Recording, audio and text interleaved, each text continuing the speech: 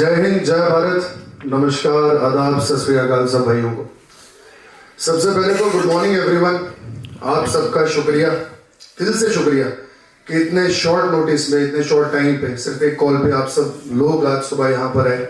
सब सारा यूथ पुंछ का, इनफैक्ट कुछ लोग यहाँ से मैंडर से भी हैं, कुछ बीच में मंडी से भी आए हैं, कुछ लोग एक दो भाई हमारे रजौरी के भी हैं। इनफैक्ट मैक्सिमम हमने एरिया कवर करने की कोशिश करी है कि पीर पंजाल का पूरा यूथ आज यहाँ पर है। आज की मीटिंग सिर्फ एक प्रोग्राम नहीं है, ये हमारे पूरे पीर पंजाल और खासकर हमारे पुंछ की यूथ को एक प्लेटफॉर्म देने की शुरुआत है, जहां पर हमारे पुंछ के सारा यूथ इकट्ठा होकर बगैर किसी मजहब मिलत ओपनली अपने जितने भी बेसिक इश्यूज हैं, चाहे ग्राउंड रियलिटीज हैं, और उनके सॉल्यूशंस को ओपनली डिस्कस करें।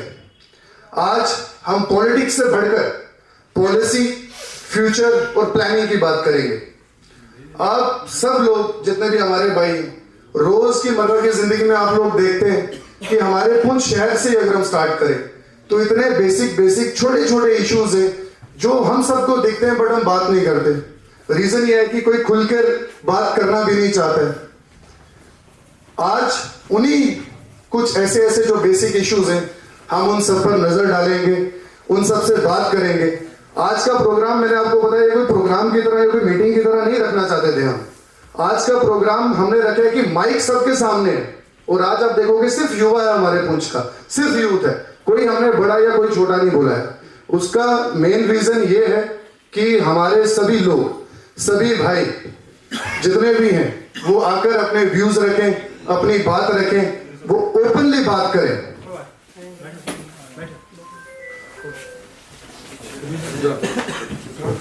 एक चेयर्स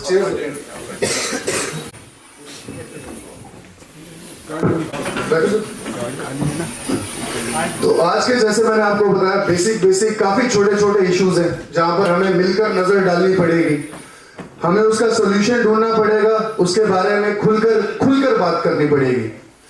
सो ऐसे कुछ इश्यूज हैं जो सबसे बेसिक, जो सबसे छोटा और सबसे जो मेन इशू है, जो सबको देखता है, वो है एजुकेशन।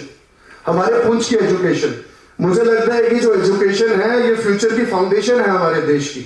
अगर हमारा युवा ही पढ़ा लिखा नहीं होगा, अगर हमारे देश के बच्चे ही अच्छी एजुकेशन नहीं ले पाएंगे, तो मुझे नहीं लगता वो बड़े होकर कुछ अच्छा काम कर पाएंगे, अपना रोजमर्रा का रोजगार भी इकट्ठा कर पाएंगे। तो एजुकेशन का जो बेसिक प्रिंसिपल है वो है हमारा इंफ्रास्ट्रक्चर।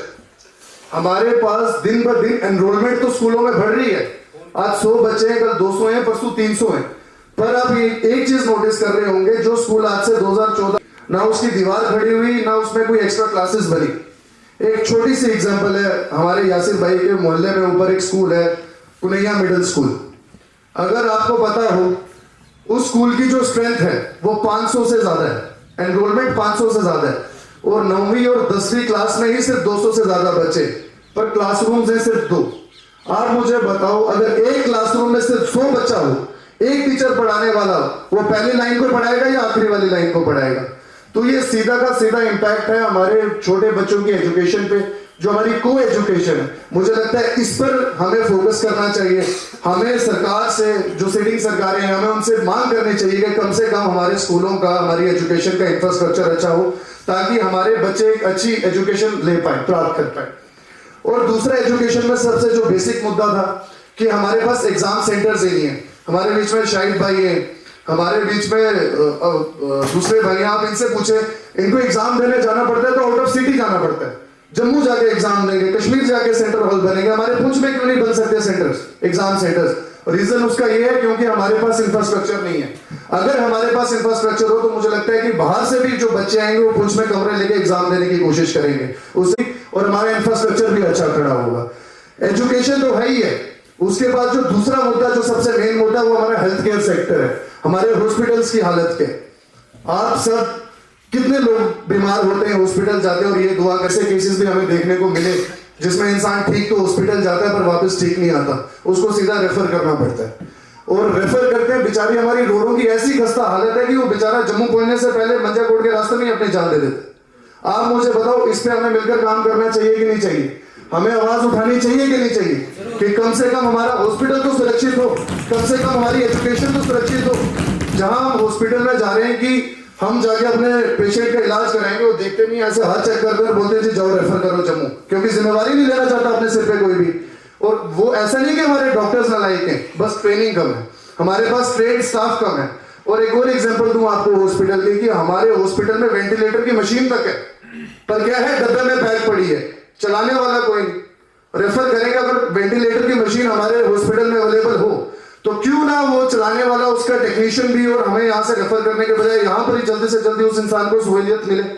ऐसा होना चाहिए कि नहीं होना चाहिए? मुझे तो लगता है ये काफी बेसिक इश्यूज हैं जो हम सब देखते हैं, रोजमर्रा की जिंदगी में देखते हैं, बट बात ओपनली खुलकर नहीं कर पाते। फिर तीसरा जो सबसे मेन इशू है, जो मैं खुलकर आप लोगों के साथ डिस्कस करना चाहता हूं, वो है टूरिज्म। आप मुझे एक छोटी सी बात बताओ, अगर मैं बात कर रहा हूं आज की मीटिंग की, तो ये खाली पुंछ की बात नहीं है, हमारे पूरे पीर पंजाल की बात है, हमारे पूरे एरिया की बात है। आप मुझे बताओ कि हमारे पास पहाड़ नहीं है या नहीं है? क्या हमारे पास बर्फ नहीं गिरती? क्या हमारे पास अच्छी अच्छी ऊंचाइयां नहीं है? तो फिर हमारे पास टूरिज्म क्यों नहीं है भाई? फिर हमारी सरकारें टूरिज्म को क्यों नहीं बढ़ावा दे रही? क्यों सवाली वहां पर? आप मुझे बताओ कि हमारे पुंछ में ज्यादा मिलिटेंसी है क्या? श्रीनगर पहलगाम से ज्यादा मिलिटेंसी है? बट फिर भी हमारे यहाँ पर टूरिज्म क्यों नहीं है? क्या रीजन है इसका? इसका रीजन मैं आपको सिंपल शब्दों में बताऊं। इसका रीजन ये है कि हमारा पुंछ राजौरी कंबाइंड 8 सीटें कंट्रीब्यूट करता है हमारी स्टेट गवर्नमेंट को। अगर हम अपनी 8 सीटें पुंछ राजौरी की, पीर पंजाल की 8 सीटें पीछे खींच ले, तो मुझे लगता है कोई भी सरकार सीट कुर्सी पे बैठ ही नहीं सकती।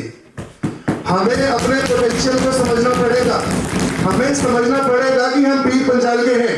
आप मुझे बताओ, कोई जम्मू वाला बोलेगा कि मैं पीर पंजाल का हूं, तो हम क्यों बोलेंगे कि हम जम्मू के? कोई कश्मीरी बोलेगा कि हम पीर पंजाल के, फिर हम क्यों, हमें कैसे जोड़ा कश्मीर के साथ, अनंतनाग के साथ सीट? हम अपने देश का, हमसे हमारा देश शुरू होता है और हम पे ही खत्म होता है, हम बॉर्डर के लोग हैं। अगर तुम्हें कल को वॉर करनी है, अगर तुमको कल को लड़ाइयां करनी है, पहले तुम हमसे पूछो कि हमारी तुम सुरक्षा की जिम्मेदारी लेते हो? हमारे जो लोग मर रहे हैं, इनफैक्ट हमारे बीच में यहाँ पर बैठे अभिजीत शर्मा जी, हमारे पुंछ में कितना नुकसान हुआ, बहुत ज्यादा नुकसान हुआ। सब लोगों को पैसा आया, थोड़ा थोड़ा जितना जितना सरकारों ने दिया। इन भाईजान की भी दुकान गिरी, बिल्कुल इन भाईजान की भी दुकान गिरी। आप मुझे बताओ, आपको एक पैसा भी मिला गवर्नमेंट से? एक पैसा, 2 रुपए भी मिले? क्यों नहीं मिले? ये हमारे देश का हिस्सा नहीं है? क्यों? क्या अभिजीत शर्मा जी की दुकान के ऊपर हिंदुस्तान का झंडा नहीं लगा बॉर्डर पे? बिल्कुल लगा। जब हम लोग यहाँ पर अपने देश के साथ खड़े, सीना ताड़ के अपने देश का झंडा लेके खड़ा करते हैं कि हम इस देश के वासी हैं, हमारा, हमसे देश, हमारा मुल्क शुरू है और हम पे ही खत्म है, तो फिर क्यों हम पीर पंजाल के लोगों को पीछे छोड़ा जा रहा है? रीजन ये है कि वो हम चाहते ही नहीं कि हम खुद अपना कैलिबर समझे, हम अपना पोटेंशियल समझे। अगर उनको पता है, अगर इन्होंने 8 सीटों का अपना पोटेंशियल समझ लिया, तो ये लोग आने वाले टाइम पे सरकार बदल सकते हैं। हम सरकारें बना तो नहीं सकते, we can not be the king, but we can be the king maker. आप मुझे बताओ, हो सकता है अगर कल को हम अपनी 8 सीटें देके, क्या डिप्टी कमिश्नर हमारे मंडी लोरन का नहीं हो सकता? सॉरी, डिप्टी कमिश्नर नहीं, डिप्टी सीएम हमारे मंडी लोरन का नहीं हो सकता? जब हम अपनी 8 सीटें देंगे, हम उनसे मांग करेंगे हमारे डिप्टी सीएम को, जब मंडी का डिप्टी सीएम होगा तो आप देख लेना, मंडी की सड़कें क्या, वहां पर टूरिज्म क्या, हर एक चीज वहां पर पहुंचेगी। बस एक चीज है कि हमें यूनाइट होना पड़ेगा, हमें खुल के इस चीज में बात करनी पड़ेगी। मैं भी बचपन से पुंछ में ही पला पड़ा, हमारे साथ जितने भी नौजवान भाई आए सब पुंछ में पले पड़े।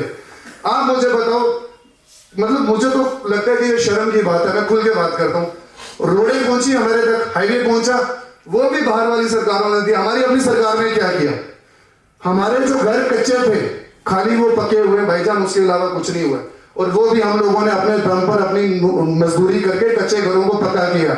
उसके अलावा हमारे शहर में 1% की भी कुछ हुई हो तो आप मुझे बताओ। अगर जम्मू और कश्मीर को ये मैप पे लेते हैं और ये बोलते हैं कि जम्मू का इतना पोटेंशियल है, कश्मीर का इतना पोटेंशियल है, तो हमें उनको बोलना पड़ेगा कि टेबल का तीसरा कोना हम है, हम पीर पंजाल के लोग हैं, टेबल का तीसरा कोना। हमसे पूछे बिना एक भी ईंट इधर से उधर नहीं जानी चाहिए। कैसे जाएगी भाई? हम 8 सीटें देते गवर्नमेंट को, तो हमारी बात कोई क्यों नहीं रखता? क्या आपको लगता है मंडी लोरन में टूरिज्म नहीं आ सकता? होटल इंडस्ट्री नहीं बन सकती? हमारे वहां के गरीब लोग जो उधर से आके पुंछ शहर में आके मजदूरी करते हैं, वो अपने होटल नहीं खड़े कर सकते? सीधी सी बात है यार। हमारे पास पहाड़ भी है, हमारे पास बर्फ भी है, हमारे पास एकोमोडेशन भी है, पर क्या हमारे पास गवर्नमेंट का ध्यान नहीं है? हम आज की मीटिंग से गवर्नमेंट को यह बोलना चाहते हैं कि भाई हम भी इस देश का हिस्सा है, हम भी जम्मू कश्मीर का हिस्सा है। अगर पहले जम्मू कश्मीर लद्दाख था, तो अब जम्मू कश्मीर पीर पंजाल की बात होनी चाहिए। चाहिए, नहीं होनी चाहिए, होनी चाहिए, नहीं होनी चाहिए। तो मुझे लगता है आज इस मंच से हमें कलेक्टिवली सबको मिलकर योगदान देना पड़ेगा, सहयोग देना पड़ेगा, आगे आना पड़ेगा। और जैसे भाईजान ने आते ही जाहिद भाई ने बात करी कि जो हमारी रिक्वायरमेंट है जीएमसी पुंछ की, वो सबसे बड़ी मेन रिक्वायरमेंट है। अगर जीएमसी पुंछ हमें कि हमारे यहाँ की मेडिकल फैसिलिटीज में भी बहुत ज्यादा सुधार होगा। टूरिज्म के बाद नेक्स्ट पॉइंट है जी हमारा अर्बन प्लानिंग का। आज जैसे आपको पता है हमारा शहर बहुत छोटा सा शहर है। अब काम के चक्कर में बाहर से गांव से सारे अपने भाई लोग यहाँ पर शहर में बस रहे हैं, जगहें भी ले रहे हैं, सब कुछ कर रहे हैं। पॉपुलेशन तो इंक्रीज हो रही है ना, पर अर्बन प्लानिंग कहाँ है, सीटिंग प्लानिंग कहाँ है, ड्रेनेज सिस्टम की प्लानिंग कहाँ है?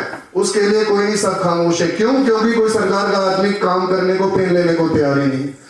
जैसे जैसे हमारी सिटी की पॉपुलेशन बढ़ रही है, तो मैं सरकार से यह रिक्वेस्ट करूंगा कि एक अच्छी अर्बन प्लानिंग की भी रिक्वायरमेंट है। हाउसिंग प्लान्स होने चाहिए, बिल्कुल प्रॉपर्टी है वो खुले हाथों के साथ ऐसे सब लोगों को एक्सेप्ट करे, सब लोगों को अपने अंदर लेने की कोशिश करे। और जो सबसे आखिरी और जो सबसे मेन मुद्दा है, जो हर किसी के घर पे होगा, हर किसी के आस पड़ोस में होगा, बट खुल के बात नहीं करते, वो है हमारा ड्रग। जो ड्रग अब्यूज हमारे पुंछ में बहुत ज्यादा हो रहा है। हमारे बीच में कई ऐसे साथी होंगे जिनके आस पड़ोस में कुछ ना कुछ कर कुछ ना कुछ गलत हरकतें हैं। आप मुझे बताओ, अगर सरकारों को नहीं पता हो तो एक परिंदा भी पर मार सकता है कि नहीं? नहीं मार सकता।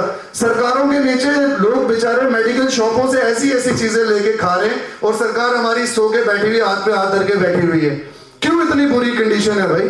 क्यों हमारे जो मेडिकल जितनी भी देन हुआ, तो बेचारे जो ड्रग्स जिनका ओवरडोज लेते हैं लड़के, जो बेचारे जो इस चीज में फंसे हुए, उस पर रोकथाम लगेगी, वहां उनके घर नहीं चले।